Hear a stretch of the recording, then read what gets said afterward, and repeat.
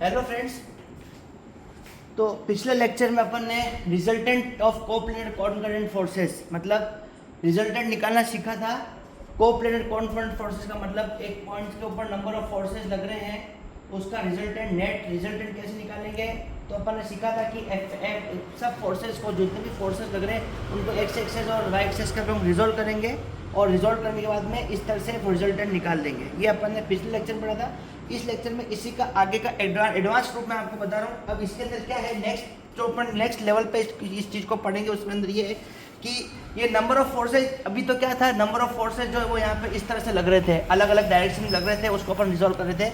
अब अपन क्या पढ़ेंगे, यही चीज़ करनी है आपको, सेम चीज़ करनी है, सेम प्रोसीजर फॉलो करना है। लेकिन अब एक जो अब जो नई चीज़ आएगी वो ये है कि वो क्लोज लूप के अंदर नंबर ऑफ फोर्सेज लग रहे हैं, नंबर ऑफ फोर्सेज लग रहे हैं, लेकिन उसका जो फोर्सेज लग रहे हैं वो आपको क्लोज लूप बना रहा है। एक क्लोज लूप का मतलब समझते हो, सब फोर्सेज एक डायरेक्शन में लग रहे हैं, उनको आपको इसी तरह से रिजोल्व करके और रिजल्टेंट निकालना है। ये आज की क्लास में मैं आपको बताऊंगा कि कैसे करते हैं। समझ में आपको?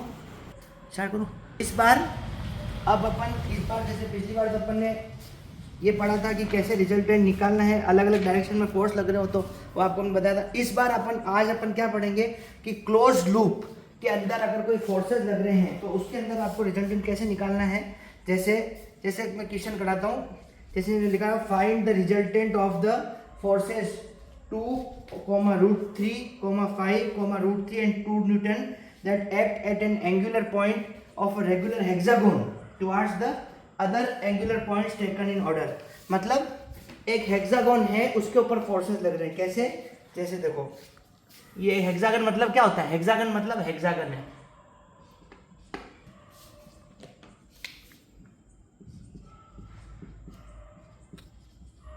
हेक्सागन है। क्वेश्चन में देखा हेक्सागन है। हेक्सागन का मतलब ऐसा पॉलीगॉन समझते हो? पॉलीगॉन मतलब जो क्लोज, सबसे बेसिक पॉलीगॉन कौन सा होता है? रेक्टेंगल और स्क्वायर होते हैं। उसके अंदर साइड्स कितनी होती है? 4 साइड्स होती है। पॉलीगॉन मतलब क्लोज लूप जो बाउंडेड बाई 3 और 4 साइड्स। तो पॉलीगॉन कितनी भी साइड्स का हो सकता है, ठीक है। अब इसके अंदर देखा हेक्सागोन है। हेक्सागोन मतलब n = 6, मतलब 6 साइड का पॉलीगॉन है। तो 6 साइड का पॉलीगॉन अपन बनाते कैसे बनाएंगे, देखो जैसे ये दे रखा है, ये एक साइड हो गई 1, 2, 3, इसके पैरेलल ये 4, 5 और ये हेक्सागन हो गया। 1, 2, 3, 4, 5, 6, ठीक है। 6 साइड्स का हेक्सागन है। अब इसके अंदर जो फोर्सेस लग रहे हैं वो कैसे लग रहे हैं मैं आपको बताता हूं। यहां से देखो क्लॉकवाइज लग रहे हैं। ये लग रहा है 2 न्यूटन का। एक मिनट, मैं आपको पूरा डायग्राम बना के वापस समझाऊंगा, एक बार देख लो। 2 न्यूटन यहाँ पे लग रहा है, ठीक है। इसी तरह से यहाँ से एक लाइन खींची अपन ने, ये, ठीक है। ये लग रहा है 3 न्यूटन का, √3 न्यूटन का। कितना लग रहा है? दे रखा है अपने क्वेश्चन में √3 न्यूटन। ये √3 न्यूटन है, √3 न्यूटन का, ठीक है।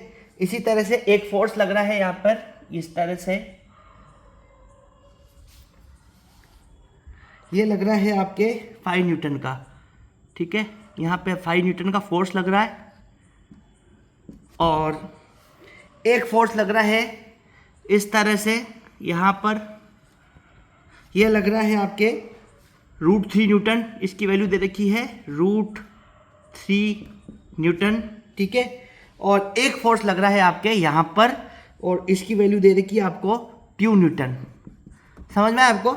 ये एक पॉलीगॉन है जो 6 साइड्स का पॉलीगॉन है, उसके ऊपर यहाँ पे इसी तरह से 1, 2, 3, 4, 5 फोर्सेस लग रहे हैं। समझ में ही बात आपको? इस पॉलीगॉन को अपन नॉमेनक्लेचर दे देते A, B, C, D, E और ये आपके पॉइंट हो गया इधर F, ठीक है। A, B, C, D, E, F, ये 6 साइड्स का पॉलीगॉन है, ठीक है। अब यहाँ पे 6 साइड्स के पॉलीगॉन हो गया, उसके ऊपर अलग अलग साइड्स पे इस तरह के फोर्सेस लग रहे हैं। समझ में बात आपको? तो अब आपको क्या करना है, इस पूरे पॉलीगॉन का नेट रिजल्टेंट, वही जो अपन ने पहले पढ़ा था, रिजल्टेंट निकालना है।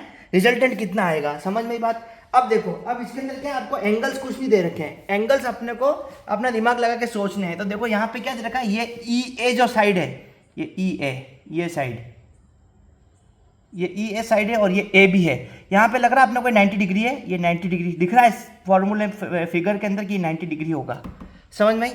तो ये एंगल अपने को पता है 90 डिग्री है। अब अपन क्या करेंगे, टोटल ये 90 डिग्री है, यहाँ से लेकर के यहाँ तक ये 90 डिग्री है। अब 90 डिग्री है तो ये 1 2 3, ये तीनों एंगल कितने के होंगे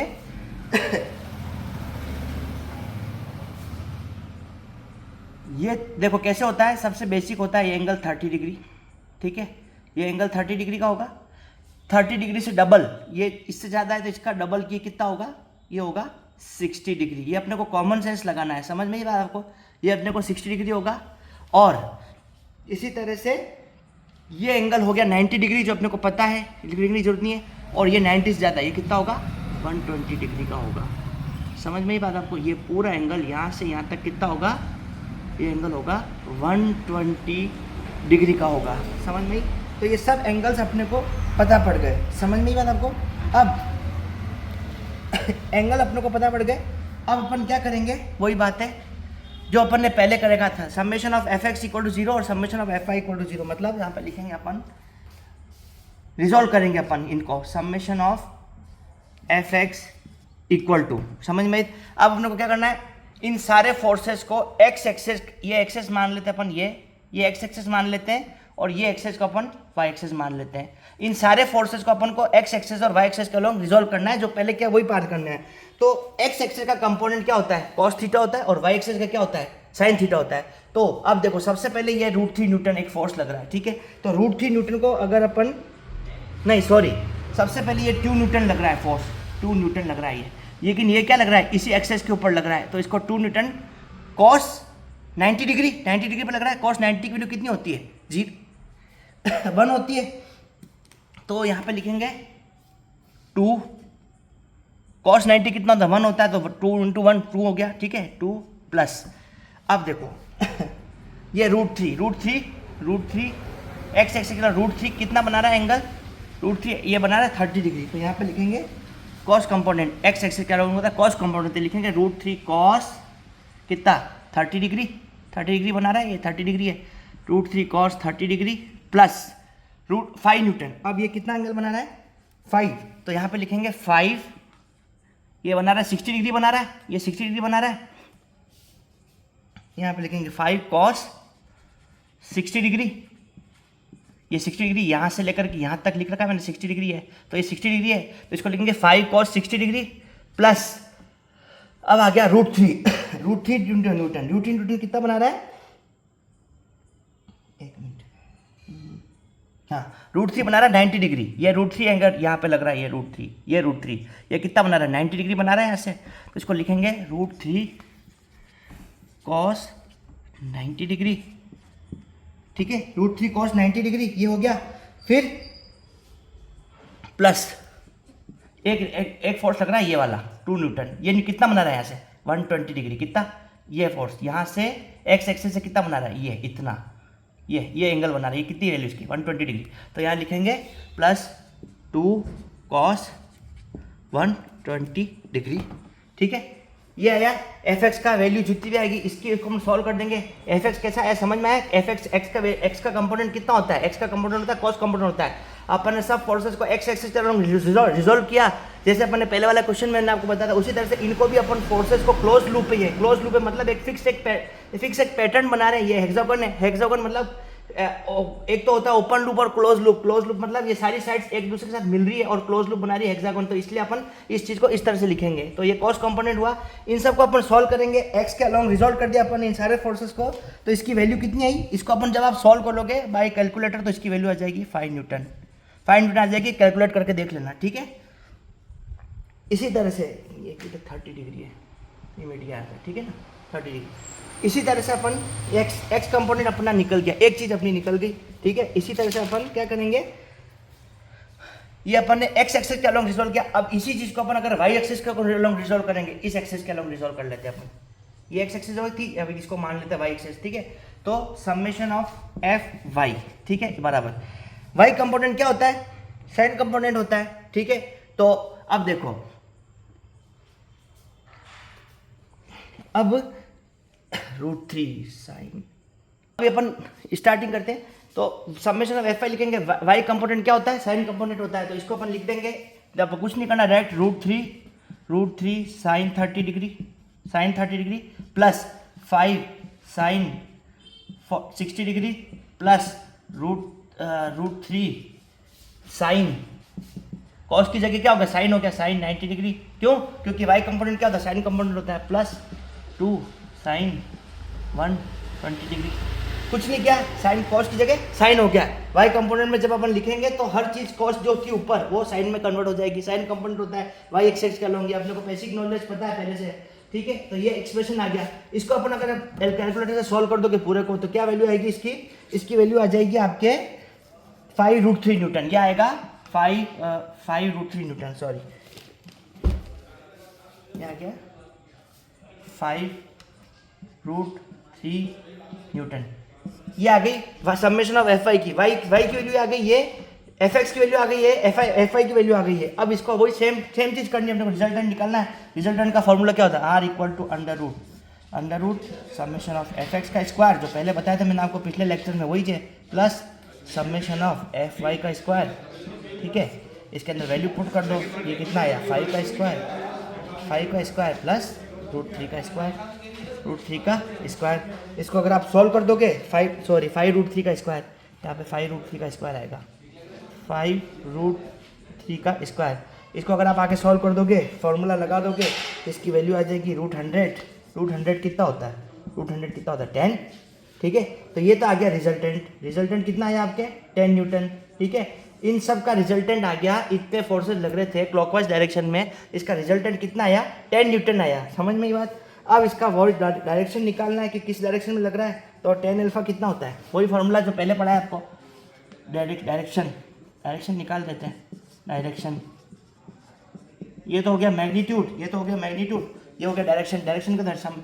tan अल्फा बराबर क्या होता है, summation of F y upon summation of F x होता है। यहाँ पे वैल्यू पुट कर दो, समेशन ऑफ एफ वाई कितना आया, 5√3 upon summation of F x कितना आया, 5 न्यूटन। 5 यहाँ से 5 कट गया, रिजल्टेंट tan अल्फा की वैल्यू कितनी, √3 आ गई। tan अल्फा कितना आया, tan अल्फा बराबर आ गया √3। तो यहाँ से अल्फा कितना आ जाएगा, अल्फा कितना होता है, अल्फा बराबर होता है tan इनवर्स √3।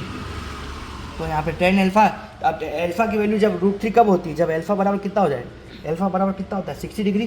क्या होता है, बाय ट्रिग्नोमेट्रिक टेबल क्या हुआ, अल्फा की वैल्यू कितनी आ गई, 60 डिग्री आ गई। बस, तो 60 डिग्री पे इंक्लाइंड है ये रिजल्टेंट, बस खत्म बात, हो गया क्वेश्चन खत्म। समझ में ही बात आपको। तो आज मैंने आपको क्या पढ़ाया, आज मैंने आपको ये पढ़ाया कि जब क्लोज लूप अगर बना रहे हैं, वो बहुत सारे फोर्सेज, एक जैसे फोर्सेज नंबर ऑफ फोर्सेज लग रहे हैं और वो क्लोज लूप बना रहे हैं, जैसे यहाँ पे हेक्सागन बन रहा है, तो उसका रिजल्टेंट कैसे निकालेंगे। उसका रिजल्टेंट निकालने के लिए अपने को सबसे पहले क्या है, यहाँ पे एंगल्स फाइंड आउट करने पड़ेंगे। सबसे पहले क्या करेंगे, ये जैसे ये हेक्सागन है, हेक्सागन मतलब जिसकी एन बराबर 6 साइड का जो पॉलीगॉन है उसको कहते हैं हेक्सागन। तो यहाँ पे आपको ये नंबर ऑफ फोर्सेज दे रखे हैं, ये दे रखे हैं कि क्वेश्चन में आपको क्या करना पड़ेगा, आपको एंगल निकालने पड़ेंगे। एंगल कैसे निकालोगे, ये 90 डिग्री है, तो 90 डिग्री के हिसाब से आप हर चीज़ कैलकुलेट कर लो। सबसे पहले 30 डिग्री होगा ये, और फिर 60 होगा, 30 से नेक्स्ट 60 डिग्री होता है, 60 से नेक्स्ट क्या होता है, 120 होता है, 90 होता है, 90 से आगे क्या होता है, 120 होता है। ये आपको मैथ्स की कैलकुलेशन के अकॉर्डिंग सारे एंगल्स निकालने हैं। तो सबसे पहले सारे एंगल्स निकालने के बाद में आपको जितने भी फोर्सेज उनको एक्स एक्सेस और वाई एक्सेस का वही रिजोल्व करना है। जैसे कि आपको मैंने पिछली क्लास में पढ़ाया था, एक्स एक्सेस का वही कंपोनेंट होता है, कॉस कंपोनेंट होता है, और वाई एक्सेस का वही साइन कंपोनेंट होता है। तो जब आप समेशन ऑफ एफ बराबर निकालोगे तो हर फोर्स को उसके एंगल के अकॉर्डिंग कॉस में रिजॉल्व कर दोगे, और समेशन ऑफ एफ जब निकालोगे तो उन सब फोर्सेस को साइन के अलोंग हर एंगल को रिजॉल्व कर दोगे, और इस तरह से रिजल्टेंट का सेम वही का वो फॉर्मूला जो पहले पढ़ाया था मैंने आपको, वो का फॉर्मूला लगा के और रिजल्टेंट निकल जाएगा। और सेम का सेम डायरेक्शन निकालना हो तो वो का भी फॉर्मूला tan अल्फा बराबर summation of F I upon summation F x. इस फॉर्मूले से आपको इसका डायरेक्शन निकालना है। तो क्वेश्चन सेम पैटर्न पे जो पहले मैंने आपको बताया था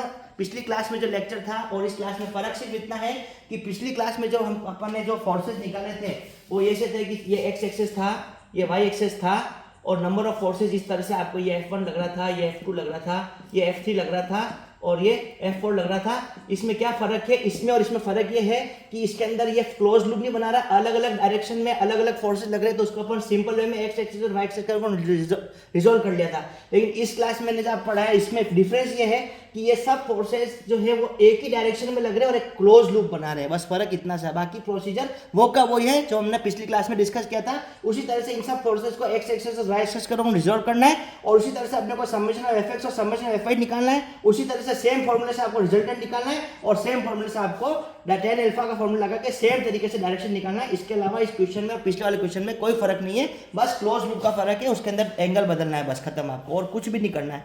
समझ में ही बात आपको? तो आज की क्लास यही समाप्त करता हूँ मैं। आगे अपन नेक्स्ट टाइम में जब अपन पढ़ेंगे तब ट्रायंगल लॉ ऑफ फोर्सेस पढ़ेंगे, उसके एप्लीकेशंस पढ़ेंगे। ठीक है, okay, thank you friends, thank you very much.